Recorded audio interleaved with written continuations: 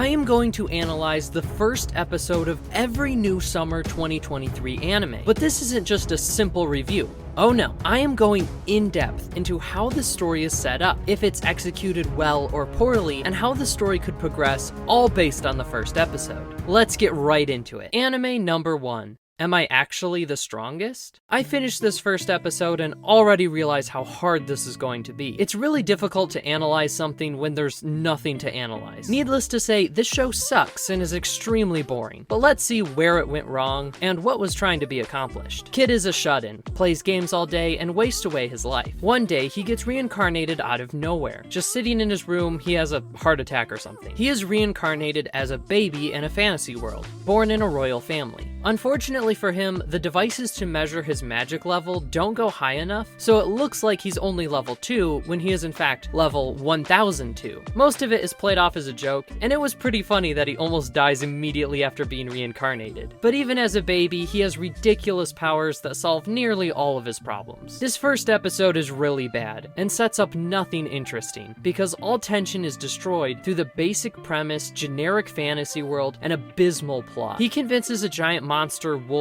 demon lady that he's the reborn demon king, so she swears allegiance to him. Then a relation to his parents shows up, and he is brought into the family with the demon lady. That's about it. There's no conflict, nothing really interesting happens, but a few things are set up. After the story flashes forward 10-ish years, his new father trains him with a sword, and starts to suspect that he may be a reincarnated demon king because of a certain situation in their family line. This could lead up to him actually being the demon king, or having the actual demon king turning up at some point. Perhaps in a moment where everyone is convinced our protagonist was the villain. Other than that, the main character wants to be friends with his sister because she is cute, but she is shy around him. If she was the demon king, that would actually be a cool twist, but I doubt the story would actually do that. There were 2 moments I chuckled at. Him almost getting killed as a baby, and this. That's the most value I got out of watching this. Our hero's main motivation is to be a lazy shut-in, just like he was in real life. He doesn't care about this story, so I don't either. Anime number 2. Atelier, Ryza, Ever Darkness, and the Secret Hideout. The animation. At least we have an actual story this time. I'm guessing this is based on a game and it feels like it. There's this island where people never leave and are stuck to their tradition, while the main character is an energetic young woman who desires to adventure. Her 2 friends, Intelligence Class and Warrior Class, join her when she explores the area. They aren't supposed to do this because of the dangerous monsters, but Warrior Class thinks he can take them. Along with this, there is a new merchant arriving in town, which the townspeople are skeptical of. With the merchant, there is also an alchemist and his guard who are there to study the area. They save our heroes, who encountered the businessman's daughter, and eventually help the main characters with their goals. The warrior class wants to get stronger, so the alchemist guard promises to teach him. Intelligence class wants more knowledge, so the alchemist helps him read his books. And Ryza, our main character, wants to be an alchemist. I always appreciate a 45-minute first episode. It gives the story more time to flesh out the ideas and the characters. Unfortunately, Ryza herself is pretty bland. Being adventurous and having thighs sums up her entire character. Her 2 friends aren't very interesting either, but they break out a little bit from their generic tropes. Warrior class is a pretty chill guy, and accepts quickly that he isn't very strong, despite all of his training. Intellect class is more cautious than fearful, and is also willing to carry a weapon, even if he doesn't do much with it. The animation looks good, but also seems cheap. It's weirdly animated, even though the visuals aren't bad. Along with this is some really awkward interactions and animations. It just feels off a lot of the time. それはまあそうだ。 There's some themes about going beyond what society thinks for you. That idea has been explored in a lot of media, but it's better than nothing. The biggest thing I want to analyze in this anime is the game aspect of it. Whatever kind of game this is, I think it should lean more into it. You can't convince me that this show wouldn't be better with a pop-up that says, Ryza gained the alchemy skill, at the end of the first episode. The general vibe screams JRPG. The fight scenes already felt turn-based, and the alchemist even sends Ryza on a fetch quest. The whole first episode felt like a tutorial, and if they leaned into that, I think it would have added extra charm to the fantasy setting. As it is, this anime is bland, but not completely terrible.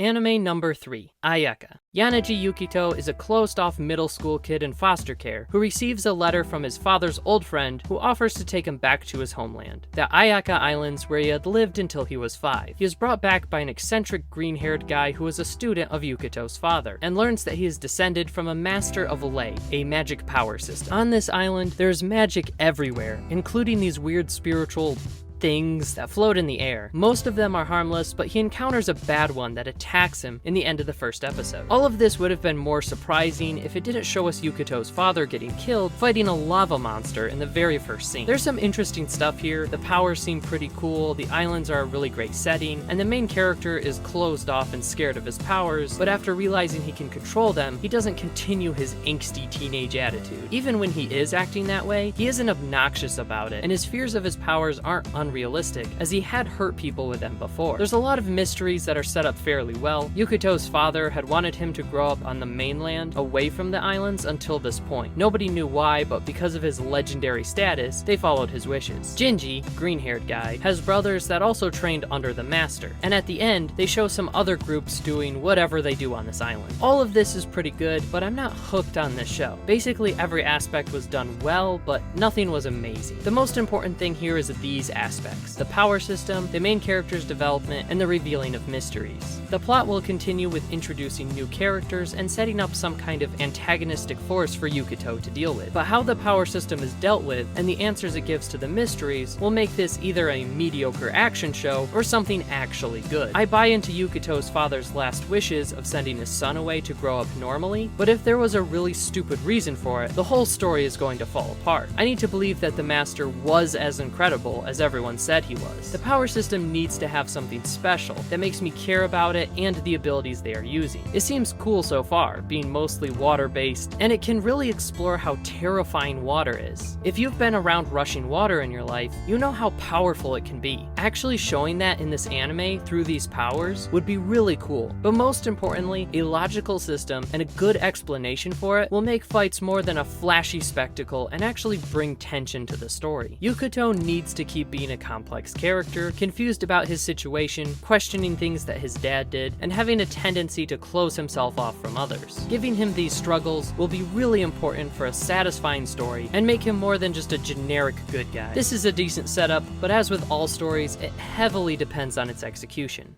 Anime number 4, Bang Dream. It's my go. I actually really enjoyed this episode, although for all the wrong reasons. We start with a band falling apart and bizarre 3D animation. It's not terrible, but it looks a little off. I read somewhere that it was motion capture. That's not important to this video, but I thought it was really interesting. Next, we see our main character, Anon, join a school where everyone is in a band. Anon wants to start her own so she can be the star, but everyone already has a group. She eventually asks Tomori, one of the girls who had been in that band we watched fall apart in the beginning, but this girl has major PTSD from that experience, so she refuses. However, they kind of become friends, so they go out together. At karaoke, Anon asks Tomori more about being part of a band. Tomori responds by freaking out and running away. Anon chases after her, and another previous band member notices and protects her friend.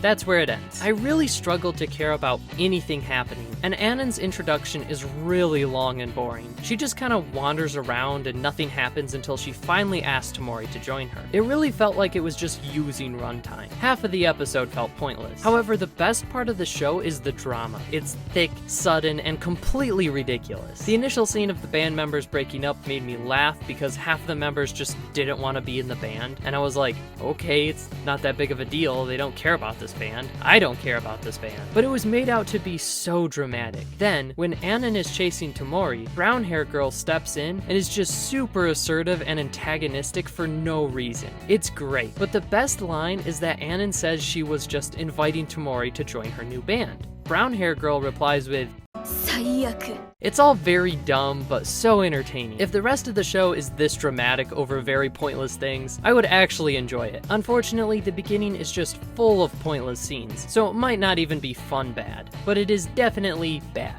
Anime number 5. Classroom of Heroes. Once again, we have an anime that uses up every interesting idea in its first episode, and those ideas aren't executed particularly well. The first scene was the usual epic hero fighting a Demon King trope, and it was really lame. However, at the end of the fight, they defeated each other at the same time, which was pretty cool, and not what I was expecting. After that, we get into the school, and are introduced to the hero, who is alive but without his power, or at least that's what we're told. He no longer wants to be a hero, and just wants to be friends with everyone in the school. Then he encounters Ernest, a red-haired girl who is extremely serious and top of the class. Their personalities clash as the ex-hero is extremely laid back and Ernest is extremely strict. This is a pretty fun situation. The main character's personality mixed with the serious school for heroes makes him fun to watch. Unfortunately, that's about all I have good to say about Classroom of Heroes. Everything good about the hero is ruined by the horrible plot. While we're told that the hero and Demon King lost their powers in the final battle, he is still just an overpowered isekai protagonist. This isn't an isekai, but you know what I mean. Ernest starts to fall for him, he can destroy everything with his stupidly overpowered abilities, and the somewhat interesting problem with Ernest's demon sword is resolved by the end of the episode. There aren't any teases for anything to happen in the future. There's no mysteries and no hook. The first episode is like a fully self-contained story. The only thing I can think that might happen in the future is something to do with the Demon King returning. If the hero has this much power, the Demon King must still be incredibly strong as well. As it is, there's nothing to this story, and it's not very good. Anime number 6. Fate, Strange Fake, Whispers of Dawn. This is a little bit of a weird one. Unfortunately, this isn't really a first episode, but a special to set up the series coming later. So I recommend waiting until it actually starts airing to watch this one. Regardless, this 55-minute special is great. And if you're a fan of the Fate franchise, I'm sure it will be even more enjoyable. I haven't seen any Fate except for the beginning of Fate Zero, and that little bit of context helped a lot in understanding it. But they go over all the basics within the show, so you can pick it up without any prior knowledge. However, the story still does treat its world as an established property, so some of the runtime is devoted to explaining to Fate fans how this is actually possible, and that part will be more confusing to people like me who don't totally understand the world. This is from the author of Bakuno Durarara and also Deadmount Deathplay. His writing style of playing with perspective is a perfect match for Fate, as it follows each party involved in the Holy Grail War. I'm not going to recap this one because there's so much that happens, but it has a similar beginning to Fate Zero, and I assume the others. We get to see those chosen to be masters and how they summon their servants. In this case, we get some wild characters, as is signature of Ryogo Narita's writing. They are fascinating, with great personalities, and the dialogue is really fun and snappy. I don't want to spoil anything, so I'm not going to go into details. This one is a little different than the others, being more of a movie than just an episode, but it sets up the rest of the story nicely. However, with how complex the premise is in general, I'll probably forget it by the time the actual series comes out, and have to rewatch it to get caught up. Anime number 7. Liar Liar. I am a sucker for these kinds of psychological mind game shows, and Liar Liar has a great twist on the concept. This is one of the better setup episodes for this season. If you've seen Classroom of the Elite or similar anime, you know the classic setting of a super advanced school where students are encouraged through competition to rank up for greater rewards. Thankfully, the first episode doesn't take too much time explaining how the setting works and gets us right into the actually interesting part of the show. The main character, Hiroto, gets lost and asks a random girl for directions. She's nice and shows him the way and how to use the school phone because he wasn't paying attention when he was given instructions. This seems like a cop-out way to explain to the audience how it works, but it's actually revealing a lot about the main character. Everything goes smoothly, and Hiroto thinks the girl is really cute, but suddenly the sprinkler goes off and soaks her. Because of how this school is, and because she had to speak in front of students after this, she assumes this was a setup, and in her frustration, challenges him to a game. Games are the way students progress in this school. Because of mostly being lucky, Hiroto wins and then discovers that Sarasa, the girl he had beaten, is the granddaughter of an extremely powerful man, and it is taboo to beat her because he is a nobody. Basically, he brought shame to their family, and has to pretend that he is a top-tier 7-star student so it won't offend Sarasa's family. Otherwise, he will have to leave the school. This seems ridiculous, but considering these kinds of politics, it is very believable. After he had been declared a 7-star, Hiroto learns that Sarasa is actually an imposter. She isn't the granddaughter of that powerful man. Her name isn't Sarasa, and she is lying about her identity for her own reason. There are lies upon lies in this setup that quickly tie a complex web in one episode. Hiroto is now a major target as he addressed the school as a new champion, even though he had just started. And the best part is that Hiroto is actually kinda dumb. He's good at faking it, but his test results were the lowest ever for getting in this school, and he has a reason to be here besides besides learning or progressing in this system, so he doesn't actually want to be this ranked. Although learning that the girl was actually an imposter was great, the actual big twist is just Hiroto being below average. This has to do with the genre of a mind game anime, where every main character is secretly a genius and manipulating everything from the start. It's awesome seeing a protagonist that is actually just clueless. The anime doesn't portray him like he is stupid or this is all just a joke either. Hiroto feels like a real person, just maybe not quite cut out for the situation he finds himself in. This setup is really good, but of course, it doesn't mean the rest of the show will be. How the story continues depends heavily on how they work through Hiroto's motivation, why presumably he's going to keep pretending to be a 7-star when he has no ambition to be one, and how he gets through the inevitable challengers that he must play against. The mysteries of Hiroto's motivation, who he's looking for, and why this girl is impersonating someone from a powerful family are also very interesting. All of this is wrapped up with entertaining character interactions and really good pacing. I might actually continue this one. Anime number 8, My Tiny Senpai. Meow. Meow. Mochi, mochi, mochi. What the heck am I watching? One of the comments on Crunchyroll explained this as Japanese office work propaganda, and that is exactly what it feels like. Tiny Senpai wants you for a company office position. There is no plot, there's nothing to this. This anime is like watching a new couple who are trying hard to be overly kind and thoughtful. Like, honey, I brought you a drink. Oh, thank you, sweetie, you're so kind. It's usually annoying to be around, and this show is just that.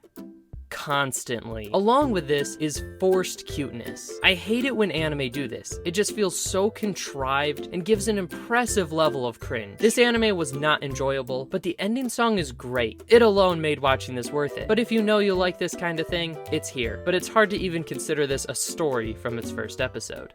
Anime number 9.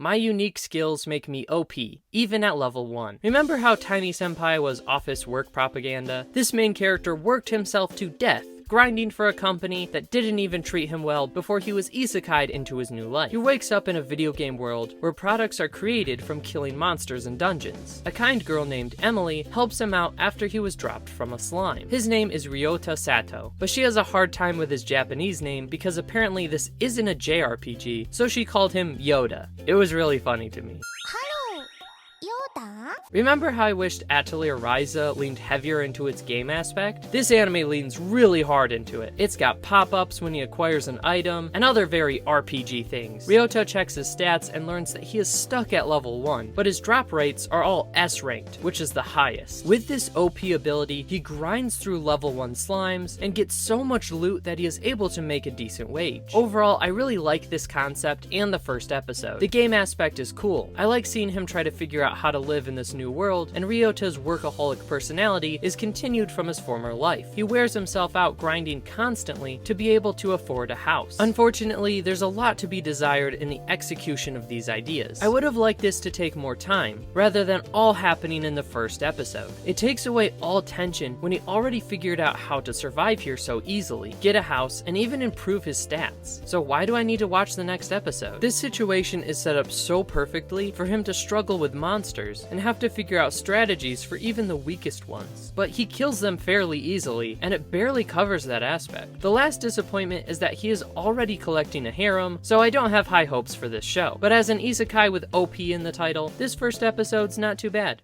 Anime number 10. Reborn as a vending machine. Now I Wander the Dungeon. In the running for the worst title of the season, especially when it could have easily been called Vending Machine Isekai, which is what everyone is actually going to call it, Reborn as a Vending Machine, Now I Wander the Dungeon has a surprisingly really fun first episode, and it has all the aspects of a good story. Dude dies by vending machine. I've rewatched this part, I'm still not exactly sure what happened, but somehow he gets thrown off a cliff with a vending machine, and gets reincarnated as one. He can't move, but he realizes he has some powers to defend himself. Along with this, he has vending machine items that he can sell. However, the money he receives is transferred into points, which he can use to upgrade his stock, among other things. However, he also constantly uses points to stay powered, so if he doesn't continue to sell things, he will eventually die. Thankfully, a girl comes along and buys some of his products. Though he can't speak, he can communicate through a few generic phrases, like, "Hello there." and "thank you very much." Through this, she figures out he can understand her. Then she takes him into town where he can continue to get customers. She also promises to bring him to the surface to someone who might know more about his situation. There's so much good here. A worse isekai would have made him able to move and given him super overpowered abilities right away. Instead, it actually makes use of its premise and sets up a real goal of getting to the surface, along with the interesting world setting as they are in a dungeon despite how it looks, with fantasy characters that make the world feel lived in. It has an interesting system within the vending machine itself, himself, that creates tension if he fails to sell products, along with a sense of progression as he is able to obtain new skills. With his lack of communication and just seeing the general day of a vending machine, it's a surprisingly charming episode. My last note is that since our hero was suddenly turned into a vending machine, you might think he will be a little freaked out by this, but he is actually pretty chill about it. Turns out he loved vending machines in his previous life and is happy about being one. I also thought that he doesn't have a human brain anymore, so he won't feel human emotions. Even if he has a human soul, he is now feeling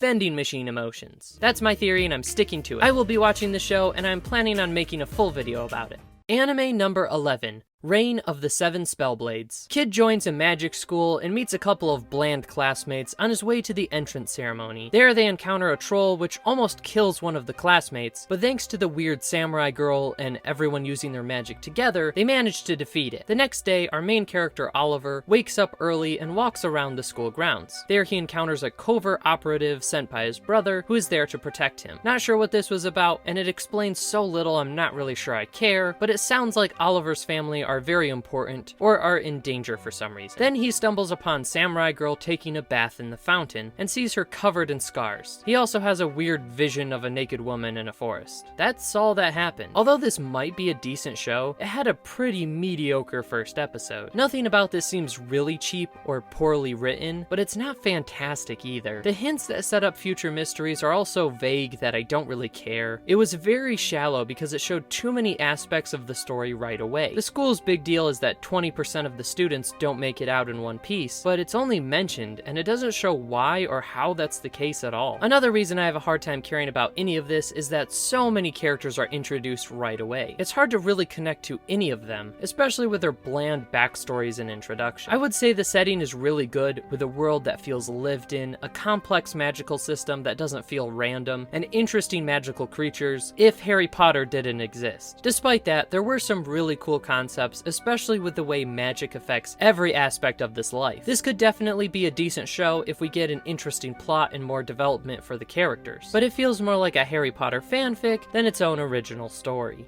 If you want to see the next part where I cover the rest of this season, subscribe and press the bell to be notified. It will be my next video, and it will be out as soon as I finish it. In the meantime, check out one of these videos on the end screen. Thanks for watching, Jamyo.